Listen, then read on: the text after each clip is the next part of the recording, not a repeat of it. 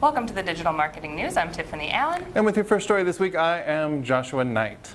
Hey, do you know what would happen if somebody took a photo of us right now and put it on LinkedIn? You know.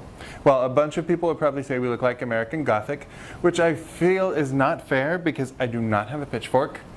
Next week, I didn't even bring my eyeliner. Right. Is that not part of it? No, it's a different kind of Gothic, really. This is like, you know, when Monday is blue and Tuesday is gray and Wednesday too, that kind of thing. But no, what would happen is that somebody could actually tag us in those photos on LinkedIn. What? Because unlike Facebook and whatnot, we did not have that functionality before. Hashtag client LinkedIn is now adding that ability to their feed. Also, they're adding the ability to put videos in your private messages on LinkedIn. Oh. So a couple of cool new things coming out. As with any attempt to make LinkedIn a little bit more like other social media, I still think we should have a little bit of caution with that. People do still think of LinkedIn as primarily a place for business people to talk serious business things. So use these things sparingly, use them wisely, but keep in mind if this is what they're rolling out, this is what their algorithm is going to value. So definitely think about adding some relevant tags to photos and use a little bit of video in your messages, but let's start sparingly. That's fair. Yeah. So Josh, I saw on the TopRank blog that you're interested in podcasts. I am a podcaster and a podcast aficionado. It's true. I read them. I love them. I have news for you. You do. Spotify is now letting advertisers target users based on their podcast preferences Whoa. in select areas. So North America, Brazil, UK, Germany, France, a few others, Australia, for example. You're able to target by genre of podcast. So is it comedy, lifestyle, business, technology, what have you? Yeah, murder. I didn't see that on the list, but it is the only genre of podcast. Pretty much, yeah. So according to its recent earnings report, Spotify free users has about 123 million monthly users, which are the folks you can target with ads. That's a little over half of their user base. That's a whole For lot. reference. So that's a lot. I'm sure we'll see quite a few data points coming from Spotify out of this in terms of engagement, how well it's working into conversion, hopefully. But something to think about if you have a podcast or if you know podcasts that are hyper-relevant for your audience, maybe somewhere to look for some audio ads. Absolutely. So another thing that you could think about when targeting people Go on. is location. Location, location, location. That's what I heard. Well, real estate says that, but I think marketers should probably say that too, because a recent report found that marketers are seeing increased sales if they use location data. Wow. So this is research from Lawless Research, who is not affiliated with actor Lucy Lawless, sadly. Xena was not involved in this, but Lawless Research and Factual Research, much better than fictional research, they did a 700 mobile marketer survey. They looked at folks who are marketing on the mobiles. They found that 87% of those folks are using location data or targeting. Makes sense, a whole lot of them. 89% of them that are doing so are seeing increased sales. 86% are seeing higher customer growth, and 84% are seeing higher engagement. But, there's a but. Oh. Only half of these folks are using that location data for customization, and only a quarter of them are using it to help with offline measurement and attribution. So even though we have this data, we're not making a full use of it. So the most people are only using this data for targeting, and they're still seeing those results. So I think there are a whole lot more opportunities out there for marketers to capitalize on location data. Yeah, definitely. For real. You know what, Josh, speaking of mobile, do you know who watches videos on their mobile devices? Everyone! Like, not all B2B marketers. Oh. A new study from Vidyard showed some B2B marketing video trends. 87% of B2B video is watched on desktop. Really? That's my primary takeaway. I think that's bananas, with over 50% of the traffic on the web being mobile, especially if we look at social or other platforms. We've got quite a bit of a curve there. So interestingly enough, desktop is the situation for B2B video.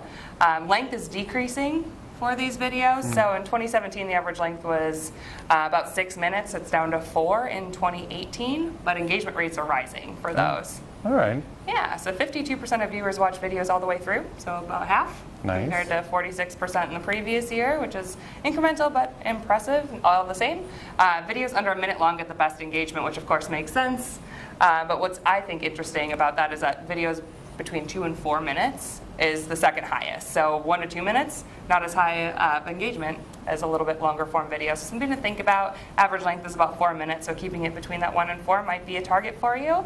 The best days to post: will immediately not be this after this research is released, but Thursdays are the best engagement, so post on Wednesdays now. But that's really interesting to look at in terms of your mobile analytics and your just kind of overall campaign performance. If you're targeting a B2B audience, you might want to try investing a little bit more in desktop, even though it's a bit counterintuitive. Yeah, that makes a lot of sense. That also means that you can bring that audio back in, because most mobile video is watched without audio. On desktop, you might have a little more of a shot. So always interesting to see stuff that is B2B centric, showing how it is kind of a unique art form of marketing versus B2C. Yeah. Let's, though, take a look at social media. Sure. You know it, I know it. I'm apparently the right age for it. You're a little bit too young for it. Story of my life. But we have a massive new social habit study. This was great. They looked at 1,500 people across gender, age, and race. And this is something that was on Jay Baer's site, Convince and Convert. There we go. Yes. So, nice reputable source, nice broad sampling of data. So this seems to be data you can trust. It showed that social media usage has remained consistent for the past 4 years. What does that mean? Well, we know what it means when something isn't growing. It's maybe not doing so well. So it seems like we have reached a plateau where growth has become very slow. Among 12 to 34-year-olds, which is my favorite demographic because it is the broadest thing imaginable.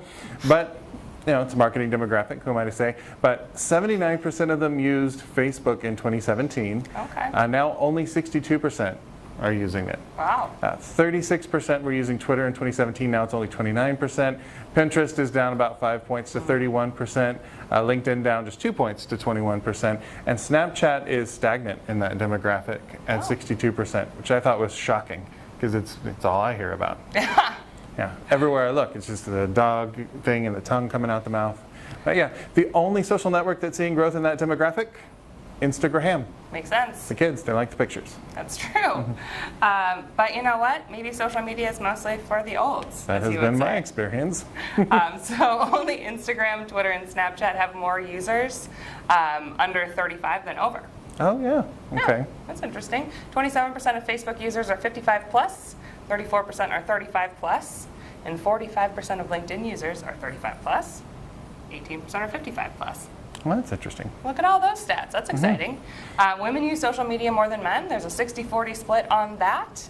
And Facebook is smaller than it was in 2015. My goodness. Twitter is losing influence. So we've seen a lot of studies over the past year that are kind of pointing in this direction. I think what makes the most sense is not to be alarmed by these stats and to really look at your own audience data and make these decisions. But again, if you're looking for a bit of a younger audience, or if you're just looking for a new platform, definitely look at Instagram. It's not just for beauty products and dog pictures anymore.